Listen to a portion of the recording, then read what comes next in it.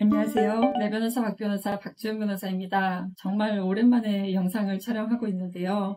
제가 올해 3월에 법무법인 지금으로 사무실을 이전하면서 사건 수임도 훨씬 많아졌고 재판도 너무 많아서 촬영을 거의 하지 못했습니다. 조만간 새로운 사무실 영상도 한번 올리도록 하겠습니다.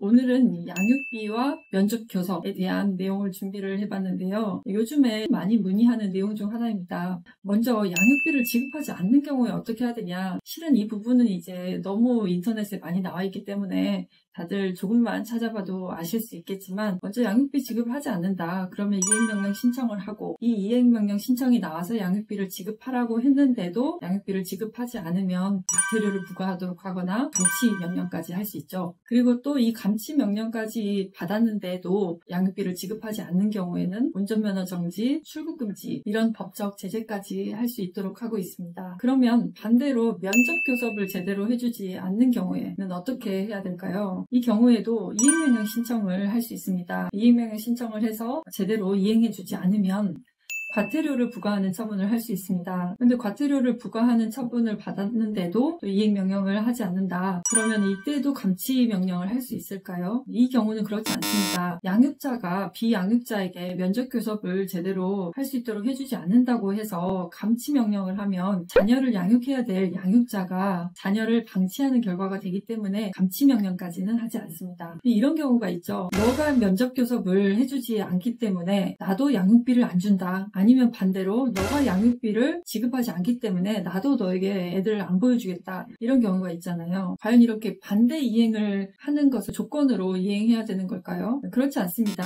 이 양육비와 면접교섭은 별개의 권리입니다. 그래서 양육비를 지급하지 않는다고 해서 면접교섭을 해주지 않거나 아니면은 면접교섭을 해주지 않는다고 해서 양육비를 지급하지 않는 것은 정당한 사유가 될 수 없습니다. 대신 각자 불이행할 경우에 법적으로 보호받을 수 있는 조치가 있기 때문에 그걸 통해서 해결하라는 거죠.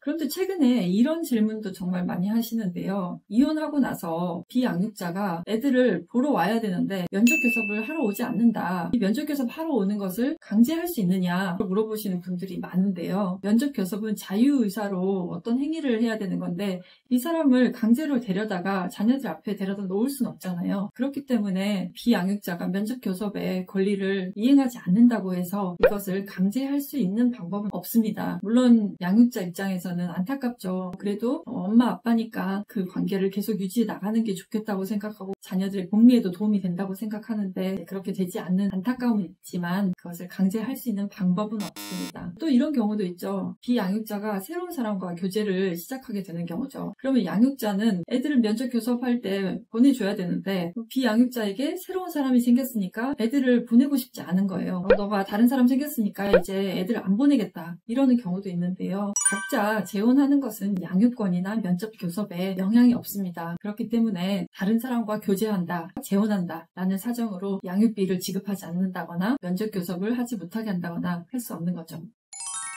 오랜만에 영상을 촬영하게 됐는데요. 앞으로는 시간을 좀 내서 자주 촬영해서 올리도록 하겠습니다. 그럼 다음 영상에서 뵙겠습니다. 감사합니다.